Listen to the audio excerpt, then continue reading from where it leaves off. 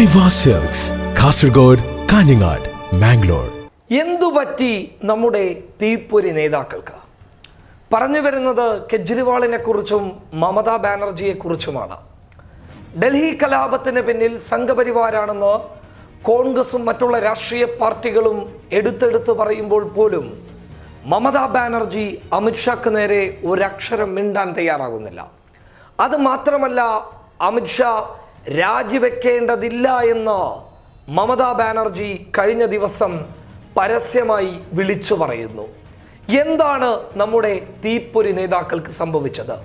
എങ്ങനെയാണ് അമിത്ഷായുടെ വലയിൽ ഇവർ അകപ്പെട്ടു പോയത്?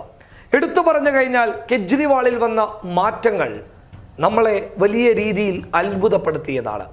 എന്തുകൊണ്ടാണ് കെജ്രിവാൾ ഇങ്ങനെയൊരു തീരുമാനമെടുത്തത് എന്ന് ചോദിച്ചു കഴിഞ്ഞാൽ ഞങ്ങളുടെ വീക്ഷണത്തിൽ മനസ്സിലാകുന്നത് ലോക്സഭാ തിരഞ്ഞെടുപ്പിൽ ആം ആദ്മിക്കേറ്റ ഒരു കനത്ത തിരിച്ചടി തന്നെയാണ്. ആം ആദ്മിക്ക് ഒരു നേട്ടവും 2019 ലോക്സഭാ തിരഞ്ഞെടുപ്പിൽ ഉണ്ടാക്കാൻ സാധിച്ചിട്ടില്ല.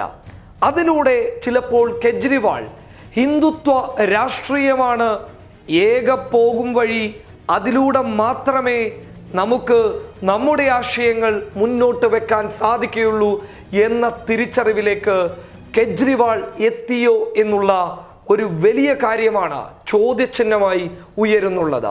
ഹിന്ദുത്വ അജണ്ട ആം ആദ്മി പാർട്ടി നടപ്പിലാക്കുകയും അതിലൂടെ ജനങ്ങളുടെ പ്രീതി സമ്പാദിച്ചാൽ മാത്രമേ നമുക്ക് തിരഞ്ഞെടുപ്പിൽ മുന്നേറാൻ സാധിക്കുകയുള്ളൂ എന്ന ഒറ്റ ബോധം കെജ്രിവാളിനെ വേട്ടയാടിയപ്പോൾ അദ്ദേഹം ചിലയിടങ്ങളിൽ നിശബ്ദനായി നിന്നു എന്നുള്ളത് യാഥാർത്ഥ്യമാണ്.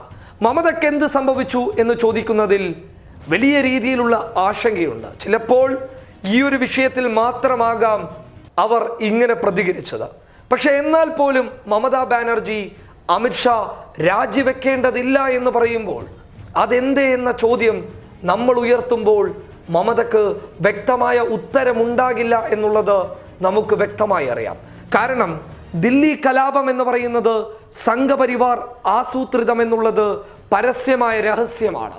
ആ പരസ്യമായ രഹസ്യം ചെന്നെത്തുന്നത് അമിത്ഷയിലേക്കാണ് എന്നുള്ളത് നമ്മളെക്കാൾ ഏറെ ബോധമുള്ള, ഏറെ രാഷ്ട്രീയ ചാണക്യമുള്ള മമത അത് തിരിച്ചറിഞ്ഞിട്ടും എന്തുകൊണ്ടാണ് അമിത്ഷയോട് രാജിവെക്കേണ്ട എന്ന് പറയാനുള്ള കാരണം? ഇവിടെയാണ് നമ്മൾ ചിന്തിക്കേണ്ട കാര്യം.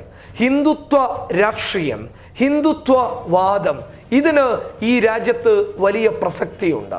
ഹിന്ദുത്വവാദം ഉന്നയിച്ച് മുന്നോട്ട് പോകുന്നവരെ പാവപ്പെട്ട നല്ലവരായിട്ടുള്ള ഹൈന്ദവ മതവിശ്വാസികൾ മനസ്സറിഞ്ഞ് വിശ്വസിച്ചു പോകുന്നതിൻ്റെ യാഥാർത്ഥ്യമാണ് ലോക്സഭാ തിരഞ്ഞെടുപ്പിൽ വലിയ ഭൂരിപക്ഷത്തിൽ BJP അധികാരത്തിലേറാനുള്ള കാരണം. അതേ വഴി പിന്തുടർന്ന് മുന്നോട്ട് പോയി കഴിഞ്ഞാൽ നേട്ടമുണ്ടാകുമെന്ന് വിചാരിക്കുന്ന കെജ്രിവാളും മമതാ ബാനർജിയും രാഷ്ട്രീയമായി ചിലപ്പോൾ ഒരുപാട് മുന്നോട്ട് പോയേക്കാം. പക്ഷേ ജനങ്ങളുടെ ഹൃദയത്തിൽ നിന്ന് ഒരുപാട് പിന്നോട്ട് പോയിരിക്കുന്നു എന്ന സത്യം ഇവർ എന്ന് തിരിച്ചറിയുന്നുവോ അന്ന് മാത്രമേ ഇവർ കൃത്യമായ നിലപാടുമായി ഇനി നമ്മുടെ മുന്നിലേക്ക് വരികയുള്ളൂ. News desk public Kerala.